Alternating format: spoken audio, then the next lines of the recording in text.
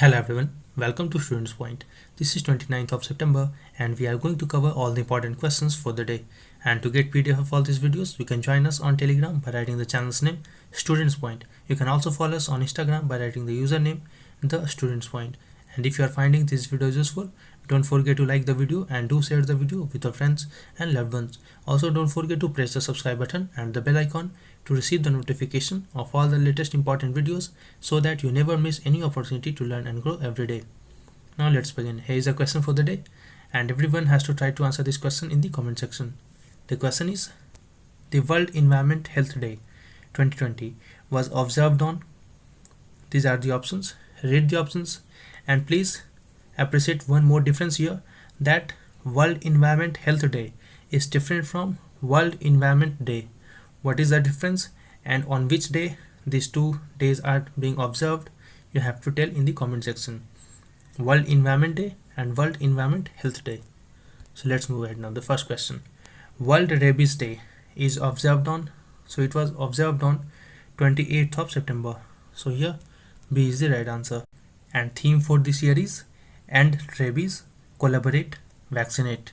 And it is celebrated to raise awareness regarding impact of rabies on human and animals, to provide information and to advise preventive measures that is needed to cure the disease.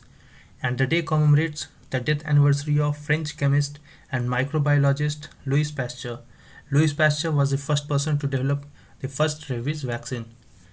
And there is one association called as Global Alliance for Rabies Control. It was founded in 2007 and is headquartered at Manhattan in US. It aims to prevent human death from dog-mediated rabies. The objective to eliminate deaths from rabies is said to be by 2030. Next question now. International Day for Universal Access to Information 2020 is being observed on. So it is being observed again on 28th of September. So yeah, B is the right answer. And in November 2015, UNESCO declared 28th September as International Day for Universal Access to Information. And you can enroll yourself into this monthly kind of a test series. We do organize test series for each month in the succeeding month from 15th and afterwards. The test tries to cover the topics of current affairs as well as the applied portions of your examination syllabus as well. Applied syllabus is here means to say that the static portions which can be linked to the topic which was in news for that month. And we try to cover questions and topics related to polity, economy, international news, science and technology, environment, history and culture, and the small topics and questions for awards, indices, personalities, sports are covered in miscellaneous. And this is going to play a crucial role for those who are appearing in 2021, because from now onwards you have to focus on 2021 prelims. And those who are appearing in 2021 prelims, you have to stay focused for current affairs from the month of June 2020. And you can enroll yourself into monthly current affairs test series for the later months as well. And these are the plans for which you can subscribe to. The first one is for 1 month, which costs ₹79. The second plan is for 3 months, which costs ₹219, and the third plan is for 6 months, which costs just ₹420. And after subscribing, you have to send your confirmation at pointstudent2020@gmail.com. Many of you have already enrolled into this test series. Those who wish to enroll can tap on the link which I will provide in the comment section as well as in the description box of the video. Tap on the link. There are 3 links for each subscription plan. Press on the link and choose your plan. Now let's move ahead. The third question. Recently, which state has decided to reach out to children in remote areas through radio? So it is Odisha. So yes, C is the right answer.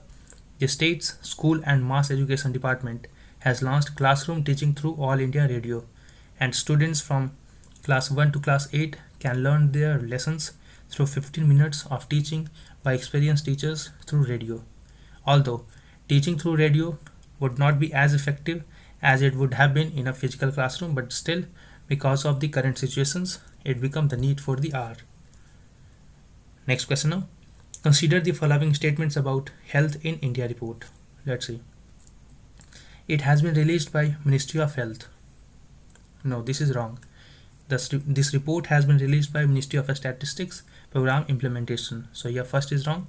And this Health in India report found that rural India is suffering from more from an element than the urban India. This statement is wrong because it is actually reverse. In urban India, more people are suffering from an ailment than in rural India. What is an ailment? See, this report or the survey defines what is ailment.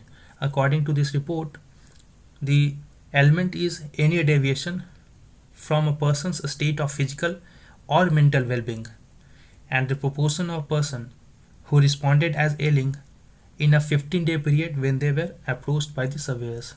So when the surveyors reach to any person that whether they have any ailing within the 15 days before the question was asked to them, then that person was included into the survey. So here first is wrong, second is also wrong, and the women remain more susceptible to suffering from ailments than men. So here first is wrong, second is wrong, but third is correct. So here only D is the right answer. And Ministry of Statistics and Program Implementation has released it. It found that 7.5% of Indians reported that they were suffering from ailments, while in rural India only 6.8% said that they were suffering from an ailment, while in urban India it was 9.1%. So see the difference here. In rural areas it was just 6.8%, while in urban India it was 9.1%. Religion-based survey found that Zoroastrian community remains the most susceptible to ailments, and results from National Sample Survey's 75th round released in July shows that 31.1% of Zoroastrians reported that they were suffering from an ailment at the time the survey was conducted, while this Zoroastrian community was followed by Jains. Jains second most susceptible to an ailment with percentage of 11.2%, followed by Sikhs, Christians, Muslims, Buddhists and Hindus. So Hindus were the most less susceptible to ailments with 7.2%. And sex-based ailments, it found that women remain the more susceptible to suffering from ailments than men. In rural India, 6.1% of males said that they were suffering from any ailment, while 7.6% of rural women said that they were suffering from any ailment. So see the difference here between men and women in rural India. While in urban India, 8.2% of males were suffering from any ailment, while 10% of females suffering from any ailment. Next question now. Nagorno-Karabakh, a breakaway region, geographically is located in. So you have to pay attention on this word, that the question is about geographical location. So geographically it is located within Azerbaijan. So here A is the right answer.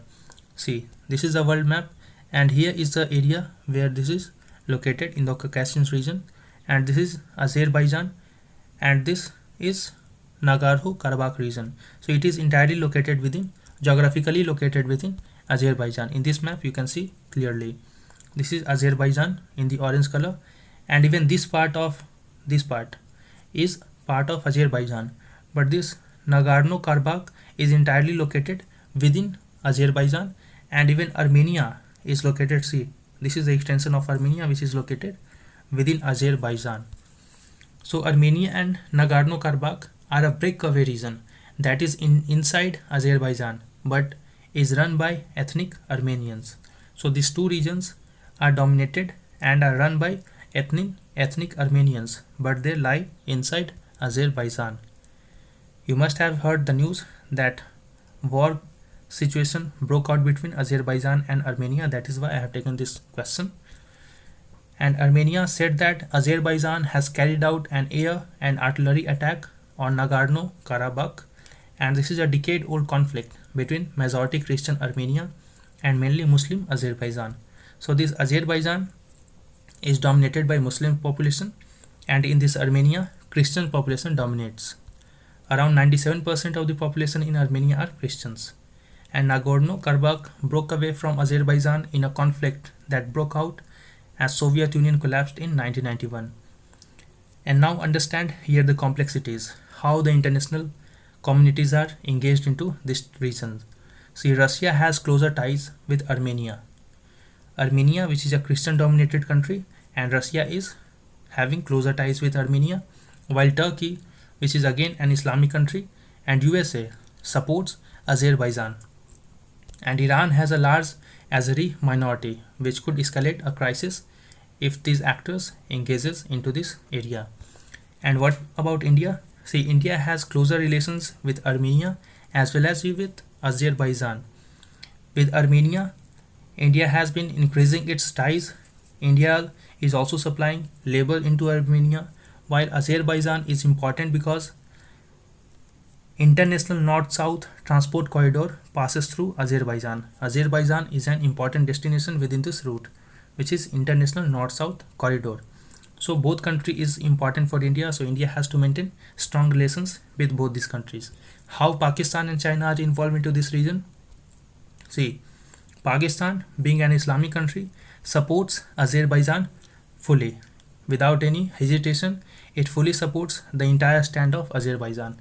While on the other hand, China also maintain relations with both these countries, Armenia as well as Azerbaijan. However, China has more inclination towards Azerbaijan. So it is important for India that without giving any due recognition to religion, India has to maintain relations with both Armenia as well as Azerbaijan, since the involvement of world powers has been increasing in this region. Since India believes in the philosophy of Sarv Dharm Sambhav as well as the cosmopolitan world order, which means Vasudhaiva Kutumbakam, the entire world is our family, so we should have no problem in maintaining closer ties with Armenia as well as with Azerbaijan. We have to maintain a non-alignment attitude. We do not have to rely or to align with any country, but we have to maintain a strong relations with both these countries. And what will the impact on the world economy? See, this region, Armenia and Azerbaijan, lies in Caucasus region, which is very important for the oil supply in the Europe and the Asian market, Eurasian market particularly. So there are chances that if this escalation continues for longer, there might be spike and increase in the prices of oil and gases. Next question now. Consider the following statements about Destination Northeast 2020. Let's see. It is a calendar event of the Ministry of Development of Northeastern Region. This statement is correct, and it aims to introduce various cultures of the country to each other along with the tourist destinations of the Northeast. This is also correct. So since here both of the statements are correct, C is the right answer.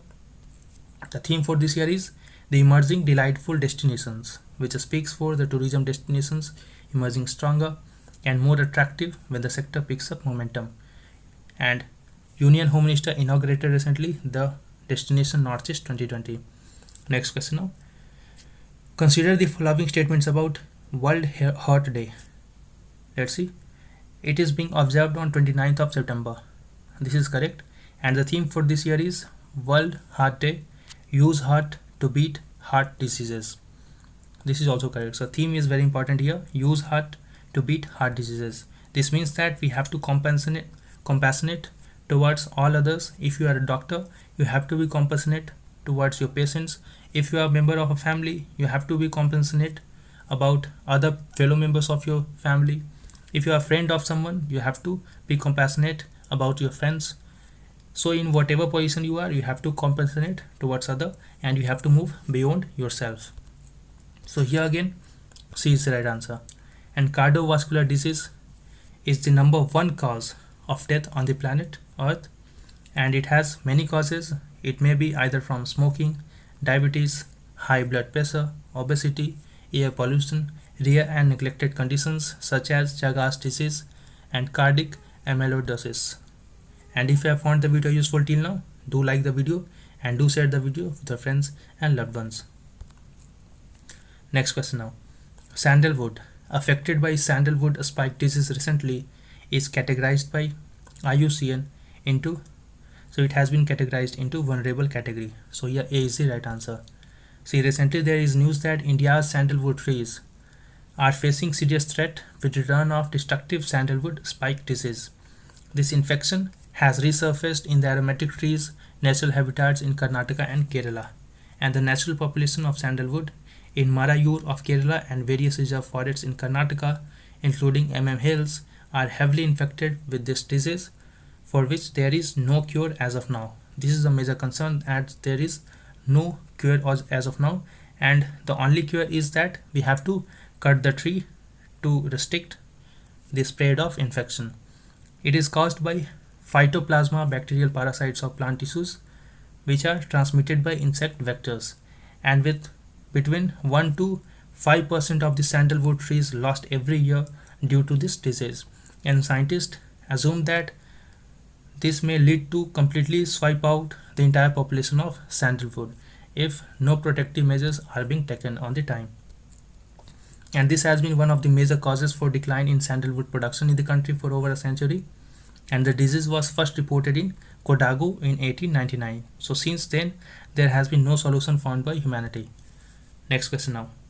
The term brute force acquisition is related to, so this is related to mobile device forensics.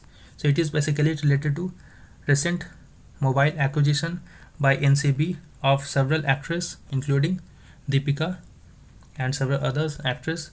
So this brute force acquisition can be performed by third-party passcode brute force tools that send a series of passwords to the mobile device. So it is just re-scanning of mobile phone. Even if some data has been deleted from that devices, that can be retrieved with this process. This technique uses trial and error in an attempt to create the correct combination of password or PIN to authenticate access to mobile device. So I hope you find the video useful. Do like and do share the video, subscribe and press the bell icon. Wait for the upcoming video. Until then, stay safe and thanks for watching.